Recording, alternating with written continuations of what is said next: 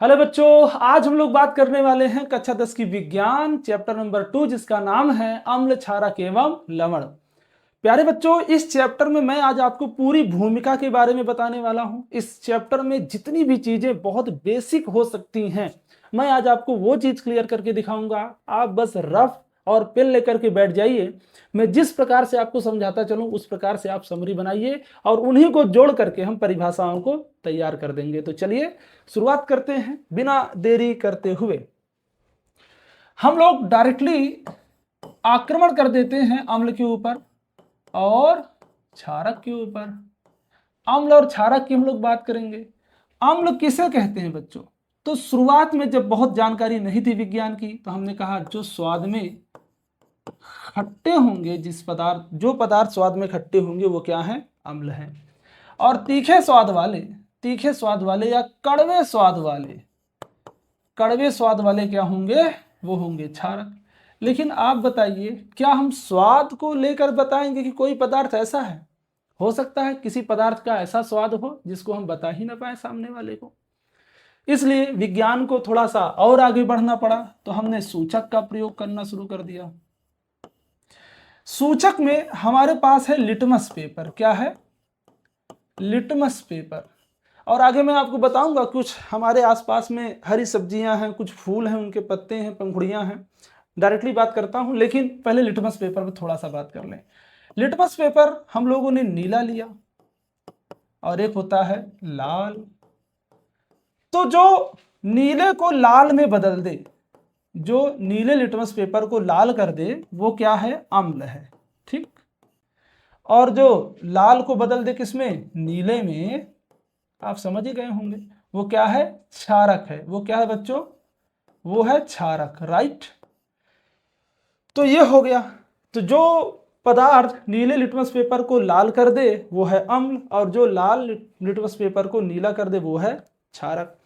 अगर कुछ बेसिक हमारे आसपास में सूचक की मैं बात करूं तो आप देखेंगे हमारे आसपास में कुछ और भी सूचक हैं जिन पे मैं बात करना चाहूंगा। ये आप देखिए, शायद स्क्रीन पर ठीक ठाक दिख रहा हो आपको। चलिए देखते हैं। तो यहां आप देखेंगे कहा गया लिटमस विलयन बैगनी रंग का रंजक होता है। रंजक फॉर जो कलर होता है कुछ। जो थैलोफाइटा समूह के लीचेल, ये क्या है? एक पौधा है। लीचेल क्या है? कैटेगरी है पौधे की। पौधों से निकाला जाता है। प्रायः इसे सूचक की तरह उपयोग किया जाता है। सूचक फॉर भी क्या मैंने बताया? इंडिकेटर। फिर बताया गया लिटमस विलयन जब ना तो अम्लीय होता है और ना ही क्षारकी, तब यह बैगनी रंग का होता है। ठीक है। लिटमस विलयन अगर अम्ल और क्षार दोनों ही प्रकृति का नहीं है तो वो किस कलर का होगा? ये बैगनी रंग का होगा। लेकिन आगे थोड़ा बढ़ेंगे, सूचक की गिनतियों को बढ़ाएंगे तो बहुत सारे प्राकृतिक पदार्थ, कुछ प्राकृतिक नेचुरली जो हमें आसपास में मिल जाते हैं, जैसे लाल पत्ता वाली गोभी हो गई, हल्दी हो गई, हाइड्रेजिया हो गया, पिटूनिया हो गया, या फिर जेरानिया हो गया। राइट। ऐसे कई प्रकार के फूलों की पंखुड़ियां, इनके जब हम लोग वो विलयन बना लेते हैं तो ये अम्ल और क्षारक की उपस्थिति को क्या करते हैं? सूचित करते हैं। और इसी कारण से इन्हें हम क्या कहते हैं? स्पेशली या तो सूचक बोल दें या तो हम कह सकते हैं अम्ल और क्षारक सूचक। राइट। तो हमारे पास क्या है? कुछ प्राकृतिक सूचक हैं ये। अब आप देखे होंगे कभी कभी हम लोग जब खाने का प्रयोग करते हैं, सब्जी वगैरह खाते हैं, तो हमारे सफेद कपड़ों में स्पेशली जब सब्जी गिर जाए या लग जाए तो पहले कैसे होती है? पीले रंग की होती है, लेकिन जब आप उसे धुलने जाइए तो वो लाल भूरा कलर का हो जाता है। होता है या नहीं होता? तो ये क्या है? सूचक है। तो शुरुआत में हम लोग इंडिकेटर के रूप में इस प्रकार से प्राकृतिक सूचकों का इस्तेमाल कर सकते हैं। फिर थोड़ा सा आगे बढ़ेंगे और इसमें देखेंगे अम्लों की क्वालिटी क्या है। अब हम सिर्फ अम्ल की बात करेंगे। किसकी? अम्ल की बात करेंगे। तो अम्ल को आधुनिकता में अगर देखा जाए तो आर्हेनियस नामक साइंटिस्ट ने परिभाषा बताया कि अम्ल क्या होते हैं। तो बहुत अच्छे से बताया कि वे पदार्थ जो जो जलीय विलयन में, कहा बेटा? जो जलीय विलयन में क्या दें? H पॉजिटिव आयन दे। क्या दे? H पॉजिटिव आयन दे। अगर कोई पदार्थ ऐसा है जिसको हमने पानी में घोला और घुलने के बाद उस पदार्थ में से हमें हाइड्रोजन आयन प्राप्त हो तो वो क्या कहलाते हैं, उस पदार्थ को आप कहेंगे अम्ल। अब अगर अम्ल का एग्जाम्पल लिया जाए तो मैं आपको यहां पर अम्ल के एग्जाम्पल देता हूं, और ये अम्लों के उदाहरण जो होंगे ये बहुत ही स्पेशल होंगे, क्योंकि आगे चल के हम लोग इसी को प्रबल अम्ल और दुर्बल अम्ल के रूप में बांट भी देंगे, ठीक है ना। उदाहरण के तौर पर आप क्या लिख सकते हो, H2SO4, दूसरा आप लिख सकते हैं HCl, तीसरा आप लिख सकते हैं HNO3। ये क्या हो गए, आपके अम्ल के उदाहरण हो गए। उसके बाद भैया थोड़ा सा और भी देखते जाओ, इतनी जल्दी क्या है। यहाँ पर लिखेंगे CH3COOH। अब इसको याद करिए, ये एसिटिक एसिड है, सिरके के रूप में आप इसका प्रयोग करते हैं, या फिर विनेगर बोलते हैं, मार्केट में आता है। दूसरा आप प्रयोग कर सकते हैं उदाहरण HCN, क्या है HCN। तो अगर अम्लों की कैटेगरी को बांटा जाए तो हम आपको बताना चाहते हैं कि अम्ल दो प्रकार के होते हैं स्पेशली। एक होता है प्रबल अम्ल, क्या होता है, प्रबल अम्ल, और एक होता है दुर्बल अम्ल, ठीक है। एक है प्रबल अम्ल, दूसरा क्या है, दुर्बल अम्ल। तो ये प्रबल अम्ल और दुर्बल अम्ल क्या है, ये प्रबल अम्ल और दुर्बल अम्ल क्या है। तो भैया प्रबल अम्ल और दुर्बल अम्ल की हम बात करना चाहें अगर, तो आप ऐसे कर सकते हो, जो तुरंत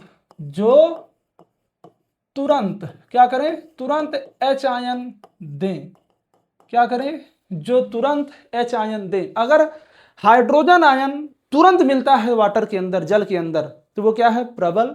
और जो तुरंत ना दे, जो तुरंत हाइड्रोजन आयन ना दे, आप समझ पा रहे ना। एकदम सिंपल भाषा का प्रयोग कर रहा हूं ताकि आपको समझ में आ जाए। मुझे ये नहीं प्रूफ करना मुझे कितना आता है, बल्कि मैं किसी भी तरीके से इन सारी टॉपिक को अच्छे से एक्सप्लेन करके आप तक पहुंचा पाऊं, इसी में मेरी जीत है। तो ये क्या हो गया, प्रबल अम्ल, और ये क्या हो गया, दुर्बल अम्ल की परिभाषा।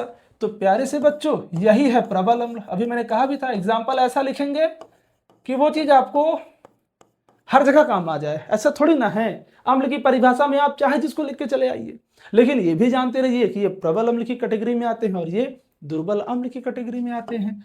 इसे हम कहते हैं दुर्बल अम्ल। क्या कहते हो भैया, दुर्बल अम्ल। लिखते चलिए, देरी ना करिएगा। ये क्या है, आपका अम्ल के बारे में थोड़ा सा एक्सप्लेन मैंने कर दिया। अब इसी में थोड़ा सा और आगे बढ़ाना चाहे, स्क्रीनशॉट ले लीजिए, ले लिए, ठीक है। अब हम बात करेंगे क्षारक के बारे में कि क्षारक क्या है भैया, क्षारक क्या है। इस बार मैं पहले ही थोड़ा सा पीछे होकर लिखूंगा। क्षारक क्या है, तो आप कहिएगा क्षारक के बारे में कि वे पदार्थ जो जलीय विलयन में क्या दे बच्चों, एकदम सही, OH निगेटिव आयन दे। क्या दे, OH निगेटिव आयन दे, राइट। या फिर इसे आप कह सकते हो हाइड्रोक्साइड आयन दे, ठीक है ना, या फिर हाइड्रोक्सी आयन दे। तो वे पदार्थ जो जलीय विलयन में OH निगेटिव आयन दे, वो क्या है, क्षारक होते हैं। तो क्षारक वे पदार्थ हैं जो जलीय विलयन में OH निगेटिव आयन देते हैं। नहीं देते हैं तो क्षारक नहीं है, देगा तो क्षारक है। H पॉजिटिव दे तो अम्ल है, नहीं देगा तो अम्ल नहीं है। इसमें कौन सी बड़ी बात है। तो क्षारक की एग्जांपल देखेंगे, अभी अभी देखना, वैसे ही अम्ल के ही जैसे एकदम आएंगे। तो क्षारक को हम क्या करेंगे, एग्जांपल के तौर पर लेंगे। क्षारक क्या होते हैं, जैसे NaOH। अब आप इसका नाम जानते होंगे, सोडियम हाइड्रोक्साइड, वेरी गुड। दूसरा हम लिख सकते हैं KOH, ठीक है ना, क्या लिया, NaOH KOH। Potassium hydroxide, sodium hydroxide. आप चाहेंगे तो मैं लास्ट में एक बार अम्ल और क्षारक को एक साथ लिख करके सबका नाम लिख दूंगा, ताकि आपको नाम वगैरह आ जाए लिखना। वैसे आपको बहुत अच्छे से आता होगा। दूसरा हम यहाँ लिखते हैं CaOH का ट्वाइज, क्या लिख दिया, CaOH का ट्वाइज, या फिर BaOH का ट्वाइज। हमने ये भी एग्जांपल के तौर पे, इसे क्या कहेंगे, कैल्शियम हाइड्रोक्साइड, बुझा हुआ चूना, याद आया। इसे क्या कहेंगे, बेरियम हाइड्रोक्साइड, ठीक है। अब थोड़ा सा आगे देखें तो मैं यहाँ कैटेगरी अगर बांटूं कि क्षारक कितने प्रकार के होते हैं, किसकी बात करेंगे, क्षारक कितने प्रकार के होते हैं, तो आप कहिए क्षारक भी दो प्रकार के होते हैं। एक होता है प्रबल और दूसरा होता है दुर्बल। प्यारे से विद्यार्थियों, प्रबल कौन से होते हैं, जो OH आयन तुरंत दे, जो OH आयन तुरंत दें, कहाँ दें, जलीय विलयन में दें, ये तो आपको क्लियर है ना, परिभाषा तो वही लेके चलेंगे। वे पदार्थ जो जलीय विलयन में OH नेगेटिव आयन तुरंत देते हैं प्रबल अम्ल कहलाते हैं। देरी से देते हैं, समय लगता है, टाइम लगता है, तुरंत नहीं देते हैं, दुर्बल आयन, सॉरी दुर्बल क्षारक के हो गए आप। और अगर तुरंत शब्द का प्रयोग ना किया जाए, हटा दिया जाए, तो सिर्फ क्षारक की परिभाषा हो जाएगी वे। तो दुर्बल के लिए क्या लिखेंगे, जो OH नेगेटिव आयन तुरंत ना दे, एक शब्द बढ़ा लो बस, क्या, उस वाले में दे, इस वाले में ना दे। क्लियर, ये हो जाएगा क्या आपका दुर्बल और प्रबल क्षारक की परिभाषा। अब यहां पर भैया ये प्रबल क्षारक है, ये क्या है, प्रबल क्षारक है, और ये क्या है, दुर्बल क्षारक है। समझ में आ रहा है बच्चों? कमेंट जरूर किया कीजिए, अगर कहीं पर कोई डाउट हो तो कमेंट पे जरूर बताया करिए, ताकि मैं अपने आप को और इम्प्रूव कर पाऊँ, राइट। और कमेंट में आप ये भी बता दिया करो कि सर नेक्स्ट टॉपिक आप किस पर बनाइए। मैं अगर इसी में नहीं बनाऊंगा, किसी और लेक्चर में नहीं बनाऊंगा, लेकिन बना जरूर दूंगा आपके लिए, पक्का है, मैं उस चीज़ को सॉल्व करके आपको बताऊंगा। तो ये हो गया अपना क्षारक। क्षारक क्या है, प्रबल दुर्बल की परिभाषा हो गई। वे पदार्थ जो जलीय विलयन में OH नेगेटिव आयन देते हैं, वही है अपने क्षारक। एग्जाम्पल ये मैंने लिख दिया। अब थोड़ा सा आगे बढ़ें और मैं अब बात करूंगा लवण के बारे में। किसके, लवण के बारे में बात करेंगे। तो लवण क्या है बच्चों, अब इसीलिए मैंने आपको पहले अम्ल और क्षारक की बात बताई। तो लवण सिंपल सी बात है, अम्ल और क्षारक के संयोग से बनने वाले उत्पाद को लवण कहते हैं। तो क्या बनता है, लवण तथा जल। क्या बनता है, लवण तथा जल। एग्जाम्पल लीजिए, अभी अभी आप पढ़ के आए हो HCl क्या है, अम्ल है। क्षारक में अभी भी आप पढ़ के आए हो NaOH क्षारक है। मैं यहाँ एक तो कर दे रहा हूँ समीकरण, बाकी अम्ल और क्षारक को आप मिला के तमाम प्रकार के लवण बना सकते हैं। जरूरी नहीं है कि जो मैं लवण बनाऊंगा वही लवण बने। अरे जरूरी थोड़ी ना है, लवण तो कई प्रकार के होते हैं ना, क्वालिटी के अनुसार क्या है लवण को बताया जाता है, ना कि सूत्र के अनुसार। तो ये हो गया अपना अम्ल, ये हो गया क्षारक। तो अम्ल और क्षारक के संयोग से क्या बना बेटा, लवण। अब यहाँ पर ध्यान देंगे बहुत अच्छे से, लवण में हम कभी जानते हैं यहाँ पर क्या है Na और यहाँ पे क्या है Cl। तो NaCl हम लोग इसको घर में सेवन करते हैं, साधारण नमक के नाम से ये जाना जाता है, ठीक है ना। सोडियम क्लोराइड, कंपनी का नाम भी बता दूं क्या, रेट भी बता दूं, बाद में कहोगे। अब यहाँ पर क्या है, OH मिला और यहाँ पर क्या है H, तो OH और H मिलके क्या हो गए, वाटर, ठीक है। और इसी को हम लोग कहते हैं उदासीनीकरण अभिक्रिया। क्या बोलते हैं बेटा, उदासीनीकरण अभिक्रिया, उदासीनीकरण अभिक्रिया, ठीक है। क्यों उदासीनीकरण आपने कहा, क्योंकि इस अभिक्रिया में अम्ल अम्ल नहीं रह गया और क्षारक क्षारक नहीं रह गया, बल्कि दोनों मिल करके एक उदासीन यौगिक बना दिए, लवण, ठीक है ना। इसीलिए इसको आप उदासीनीकरण अभिक्रिया भी कहते हो। और परिभाषा क्या लिखेंगे, उदासीनीकरण के तो आप लिखेंगे जब अम्ल तथा क्षारक के संयोग से लवण तथा जल बनता है, तब अम्ल और क्षारक अपनी प्रकृति को खो देते हैं, जिसे उदासीनीकरण अभिक्रिया कहते हैं। और अगर लवण की परिभाषा पूछी जाए तो क्या कहेंगे, अम्ल तथा क्षारक के संयोग से बनने वाले उत्पाद को लवण कहते हैं। शाबाश, हो गया, ये बात क्लियर है। चले आगे, चलिए आगे। अब कहाँ चले सर, आगे और आगे चलना है, बहुत आगे चलना है। अब हम बात करेंगे पहचान कैसे की जाए। तो पहचान में सबसे पहले हम लोग बात करेंगे पीएच की। किसकी, पीएच की, ठीक है ना। तो पीएच क्या है, एक पैमाना है। पीएच क्या है प्यारे बच्चों, पैमाना है। इस पैमाने से आप बता पाते हैं कि कोई भी विलयन अम्ल है या फिर क्षारक है या फिर वो एक उदासीन यौगिक है। तो मैं आपको कुछ शॉर्ट में बातें बताता हूं, उतना याद रख लो, काम हो जाएगा हमारा, ठीक है ना। तो जैसे सबसे पहले पॉइंट की मैं बात करूंगा, यदि किसी विलयन का पीएच मान 7 से कम हो।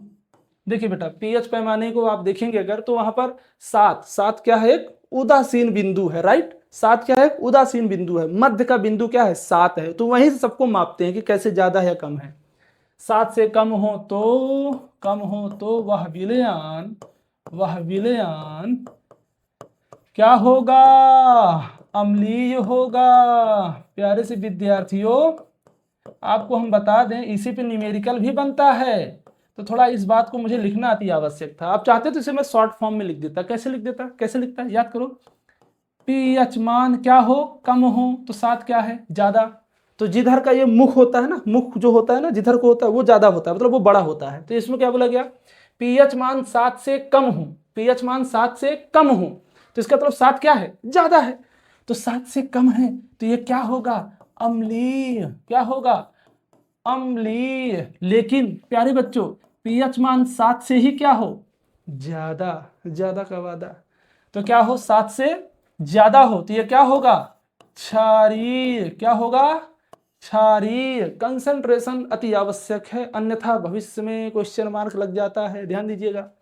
और यदि पीएच मान 7 के ही बराबर है, क्या है? 7 के ही बराबर, ना ज्यादा न कम, तो वो क्या होगा? उदासीन। क्या होगा? उदासीन। कभी कभी कुछ न्यूमेरिकल पूछे जाते हैं। यदि किसी विलयन में उपस्थित H पॉजिटिव आयन की सांद्रता इतनी इतनी है, तो बताइए विलयन की प्रकृति क्या होगी? ये मैं बेसिक तैयारी जब कराऊंगा बोर्ड एग्जाम की लास्ट में, जब मैं लाइव आऊंगा, जब मैं क्वेश्चन पेपर सॉल्व कराऊंगा, सारी बातों पे डिस्कशन करेंगे, तो वहां पर स्पेशली मैं न्यूमेरिकल की बात करूंगा, और ऐसे ऐसे न्यूमेरिकल जो बोर्ड एग्जाम में आ जाएं। क्योंकि मैंने आपको बताया 3 महीने की है रणनीति, तो अभी मैं चाहता हूं कि आप सिलेबस को जल्दी जल्दी देख लीजिए, राइट? नहीं तो समय लग सकता है ना? तो तैयारी ही कराना है, तो मैं अपने हिसाब से करा रहा हूं, आप बस अच्छे से पढ़ते चलिए। तो ये हो गया, इसको बना लिया आपने। अच्छा, पीएच का सूत्र आप लिख सकते हो, pH is equal to minus log base 10 होगा, और यहां पर लिखना है H पॉजिटिव आयन। ठीक, ये क्या है? फार्मूला है। कभी हम लोग आएंगे तो इस पर डिस्कस करूंगा मैं, और इस पर न्यूमेरिकल बेहतरीन तरीके से कराऊंगा। अभी आप याद कर लो, पीएच मान 7 से क्या हो? कम। कम जैसे उदाहरण दूं क्या? कुछ एग्जांपल दे दूं? हाँ सर, दे दीजिए सर। अरे भैया, जल्दी से एग्जांपल देते हैं, इतने अच्छे बच्चे हैं हमारे, बिना एग्जांपल के कैसे काम चलेगा? चलो थोड़ा सा उदाहरण से खेल लेते हैं। क्या कर लेते हैं? कुछ उदाहरण से खेल खेल लेते हैं। क्या कर लेते हैं? खेल लेते हैं। जैसे 6.3, सपोज 6.3, पीएच मान कितना है? पीएच मान कितना है बेटा? 6.3। तो क्या होगा? अम्लीय होगा कि नहीं होगा? बिल्कुल होगा। अब आप समझ गए ना? 7 से कम बेटा, 7 से कम, 6.3, 6, 5, 4, 2, कुछ भी 0 हो जाए, प्रबल अम्ल, महाअम्ल 0 हो जाए तो यदि पीएच मान 7 से ज्यादा, तो 7 से ज्यादा मतलब 7.1, 7.2, 8, 9, 10, 11, 14 के आगे नहीं होगा, तो ये क्या हो जाएगा? क्षारीय। क्या हो जाएगा? क्षारीय, राइट? कभी कभी आपके बहुविकल्पीय प्रश्नों में क्वेश्चन पूछा जाता है कि दिए गए विलयन का पीएच मान इतना इतना इतना है, तो बताइए विलयन कैसा है? ठीक है ना? तो एग्जाम क्वेश्चन में यह रहेगा 6.3 है पहले से ही, तो आप उसमें देगा अम्लीय, क्षारीय, उदासीन, इनमें से कोई नहीं, कुछ भी। तब आप समझ ही रहे हैं। 7 से कम होगा तो क्या करके आएंगे? 7 से कम होगा तो अम्लीय, 7 से ज्यादा होगा तो क्षारीय, 7 ही होगा तो बिल्कुल उदासीन। ठीक है, आगे डिस्कस करें थोड़ा सा बच्चों, आगे बात करें। ठीक है, आगे बात कर लेते हैं। अब जैसे आप देखेंगे, इसको मैं थोड़ा सा इरेज कर देता हूं, और इरेज कर दें कि नेक्स्ट पेज ले लें? नेक्स्ट पेज ले लेते हैं। सब आप लिखते चलो, स्क्रीनशॉट तो हो पा रहा है ना अच्छे से, बीच में कहीं ना कहीं आप पॉज कर लिया करो, कोई दिक्कत की बात नहीं है। अब थोड़ा सा मैं बात करने वाला हूं कि हमारे दैनिक जीवन में पीएच का महत्व क्या है। ठीक, हमारे दैनिक जीवन में पीएच का महत्व क्या है? तो पीएच के महत्व को समझने के लिए आप इसी को देख लो पहले।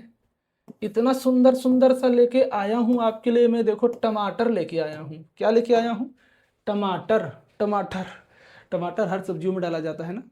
कितने लोग टमाटर नहीं पसंद करते? एक बार इसको भी कमेंट करके बताओ, तो फिर देखते हैं कि क्यों नहीं करते आप। इतना अच्छा इसमें अम्ल पाया जाता है, क्यों नहीं करेंगे?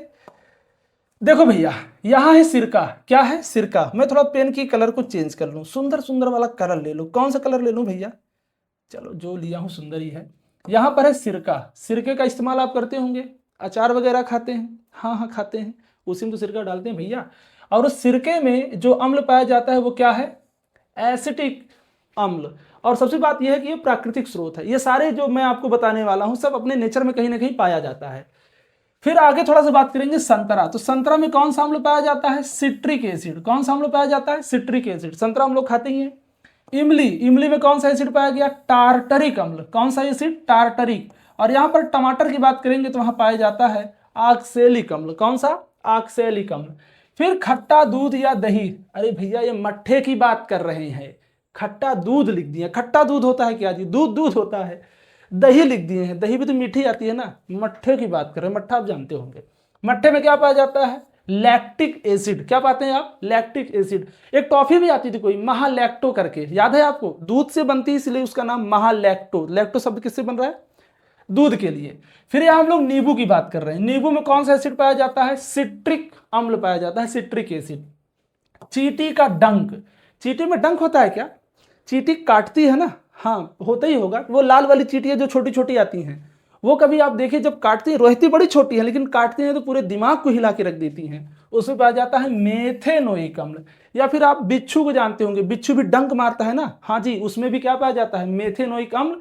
इसका दूसरा नाम भी है क्या, इसका दूसरा नाम क्या है बच्चों, फार्मिक अम्ल। कलर चेंज करना पड़ेगा भैया, दूसरा नाम क्या है, फार्मिक अम्ल। इसको भी लिख लीजिए, याद रहेगा आपको, क्या होगा, फार्मिक अम्ल। इसके सूत्र को भी मैं लिख दे रहा हूं, बड़ा इंपॉर्टेंट है जी, HCOOH। ये क्या है, फार्मिक एसिड या फार्मिक अम्ल है। फिर नेटल के डंक, नेटल एक क्या होता है, पौधा होता है, उसमें पत्तियां होती हैं, पत्तियों में कांटे निकले होते हैं। अगर वो कांटा चुभ जाए, अगर वो कांटा चुभ जाए तो भैया इतना खतरनाक दर्द होगा कि बर्दाश्त करने लायक नहीं रहता। तो उसमें भी क्या पाया जाता है, मेथेनोइक एसिड, जिसे आप फार्मिक एसिड या HCOOH सूत्र से जानते हैं। चलिए बहुत अच्छा रहा, इसको आप स्क्रीनशॉट लीजिए, अच्छे से ले लिए हैं, ठीक है।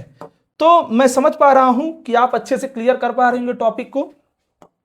इसमें मैंने पहले ही बताया कि बेसिक तरीके से अगर पढ़ेंगे तभी सीख पाएंगे, नहीं तो नहीं सीख पाएंगे, ठीक है। अब थोड़ा सा अपने दैनिक जीवन में हम लोग पीएच का महत्व देख लेते हैं कि पीएच की वैल्यू क्या है, महत्व क्या है। प्यारे प्यारे से बच्चों, पीएच के महत्व को अगर आप देखें तो यदि हमारे पानी का पीएच मान बदल जाए, किसका, पानी, पानी पीते हैं ना, पानी जल ही जीवन है, पानी का अगर पीएच मान बदल जाए, पीएच मान बदल जाए, बदल जाए, तो हमारे दांत खराब हो जाते हैं। क्या खराब हो जाते हैं, दांत खराब हो जाते हैं। या कभी आप ध्यान दीजिए, इसको मैं पॉइंट नंबर 1 लेके चलूं तो पॉइंट नंबर 2 में आप देखेंगे, अगर कभी आपने ध्यान दिया हो बच्चों, तो हम लोग जब रात में सोते हैं, सुबह उठते हैं, क्या करते हैं, कोलगेट, क्या करते हैं, मैं कंपनी का नाम नहीं ले रहा हूं, कोलगेट करके कुछ आता होगा, दांत साफ करते हैं। तो हम लोग जब अपने दांतों को साफ करते हैं, क्यों साफ करते हैं, सबसे पहली बात तो उसमें जो हम खाना पीना रात में खाए रहते हैं, पहली बात तो रात में ही ब्रश कर लेना बहुत अच्छी बात है। अगर रात में आप ब्रश कर लेंगे तो जो भोज्य पदार्थ हमने सेवन किया है वो हमारे दांतों में फंसे होते हैं, वो निकल जाएंगे। तो क्या होंगे कि बैक्टीरिया वगैरह नहीं लगेंगे, वो अम्ल उत्पन्न नहीं कर पाएंगे, जिससे दांत खराब नहीं होंगे। लेकिन रात भर अगर हमारे दांतों में फंसा रह गया तो वो बैक्टीरिया क्या करते हैं, अम्ल उत्पन्न कर देंगे और हमारे दांतों का क्षरण स्टार्ट हो जाता है, तो दांत बीच में खाली हो जाते हैं, खराब होने लगते हैं। तो हमें ऐसे कोलगेट का इस्तेमाल करना चाहिए, टूथपेस्ट का इस्तेमाल करना चाहिए जिसमें क्या मौजूद हो, क्षार। क्यों, क्योंकि दांतों के बीच में बैक्टीरिया के द्वारा क्या आ गया है, अम्ल। तो रगड़ेंगे, साफ करेंगे तो दांत एकदम क्या हो जाएंगे, मोतियों जैसे चमकने लगेंगे। चमकते हैं ना आपके दांत, हाँ जी। तीसरा आपने देखा होगा, अभी जैसे मैंने बताया ना, अभी मैंने बताया कि एसिडिटी किसी को होती है, क्या होती है, एसिडिटी, अपच। क्या होता है, अपच। अपच की स्थिति में होता क्या है बेटा, हमारे जो आंत होती है ना, आंत, आमाशय, आमाशय में हाइड्रोक्लोरिक एसिड बढ़ जाता है। अभी मैं बता के आया था, क्या है, हाइड्रोक्लोरिक एसिड बढ़ जाता है। और अगर आपको पता है हाइड्रोक्लोरिक एसिड बढ़ जाएगा तो भैया क्या होगा, डकार आएगी। क्या होगा, डकार आएगी। और वो डकार जब आप लोगे तो पूरे इसमें क्या होगी, श्वास नली वगैरह में क्या होगी, जलन उत्पन्न होगी, जलन उत्पन्न होगी ना। तो इसको शांत करने के लिए, इसको ठीक करने के लिए हम लोग बाहर से किसी क्षारक का इस्तेमाल करते हैं, वही जिसका काम शुरू होता है सिर्फ 6 सेकंड में। नाम क्या है, इसे भी कमेंट में बता देना आज आप लोग। तो भैया इसका सूत्र होता है MgOH का टॉय, जिसे आप मिल्क ऑफ मैग्नीशिया कहते हैं। क्या कहते हैं, मिल्क ऑफ मैग्नीशिया कहते हैं। जब आप इसे पीते हैं पानी में घोल घोल के, तो हमारे आंतों में क्या बढ़ा है, एसिड। जब हम इसे पिएंगे तो क्या हो जाएगा भैया, ये जाकर के अम्ल से रिएक्शन करेगा। और मैंने भी आपको पढ़ाया था कि अम्ल और क्षारक, अम्ल और क्षारक ये दोनों जब एक दूसरे से रिएक्शन करते हैं तो ना ये अम्ल रहता है ना वो क्षारक, बल्कि उदासीन हो जाता है। इसीलिए एसिडिटी ठीक ठाक हो जाती है, बढ़िया हो जाती है। तो खाना जब आप कम खाएंगे रात में तब ऐसा होगा, नहीं तो फिर जानते ही आप क्या हो सकता है। तो पीएच का ये महत्व है जीवन में थोड़ा सा बैलेंस करके चलना पड़ेगा, अन्यथा हमारा जीवन दुर्लभ हो जाएगा भैया, जीना मुश्किल हो जाएगा। ऐसे ही जब बारिश होती है, वर्षा होती है, तो मिट्टियों से घुलता हुआ पानी जो तालाबों में जाता है या फिर नहरों में जाता है, वो पानी का पीएच मान क्या हो जाता है? बदल जाता है। पीएच मान क्या हो जाता है? बदल जाता है। जब पीएच मान बदलता है तो जलीय जीव बदल जाता है। तो जो जलीय जीव होंगे, जैसे मछली वगैरह होती हैं, जो मछलियां होती हैं वो बेचारी मरने लगती हैं। तो ये किस कारण हो पा रहा है? पीएच मान परिवर्तन होने के कारण ही हो रहा है। तो हमारे दैनिक जीवन में पीएच का बहुत महत्व है। इसे भी आप स्क्रीनशॉट लगा लें, समरी बनाइए अच्छे से, ठीक है बच्चों। हम लोग थोड़ा सा लास्ट में आ गए हैं। अब हम लोग इस चैप्टर में लास्ट में जब मैं आपको पढ़ाऊंगा तो मैं इसका डिस्कशन अभी तो नहीं कर सकता, लेकिन मैं आपको अभी पढ़ा दे रहा हूं, बता दे रहा हूं। जैसे मैं अब आपको आगे पढ़ाने वाला हूं पीओपी। क्या पढ़ाऊंगा? पीओपी पढ़ाऊंगा। और मैं आपको पढ़ाऊंगा खाने वाला सोडा, जिसे आप कहते हैं सोडियम हाइड्रोजन कार्बोनेट, खाने वाला सोडा या बेकिंग सोडा। फिर आप इसे धोने वाला सोडा, एक होता है धोने वाला सोडा Na2CO3.10H2O, ठीक है ना। फिर लास्ट में हम लोग पढ़ेंगे एक टॉपिक और हमारी रहेगी, जिसे हम कहते हैं कौन सा? Bleaching powder, bleaching CaOCl2, bleaching powder. तो ये थोड़ा सा लॉन्ग में आते हैं, इसका डिस्कशन अभी करना मुश्किल है, तो मैं इसको पढ़ाऊंगा, बताऊंगा। अभी मैंने जितना पढ़ाया है उसको आप अच्छे से रिवाइज करके तैयार करके नेक्स्ट लेक्चर में मिलिए। और कमेंट में मुझे जरूर बताइएगा आपको क्लास कैसी लगती है, और जो टॉपिक आपको पढ़ना है उसे जरूर लिख करके बताइए, ताकि मैं आगे उन सब चीजों को जोड़ के पढ़ा पाऊँ। बहुत बहुत शुक्रिया, धन्यवाद।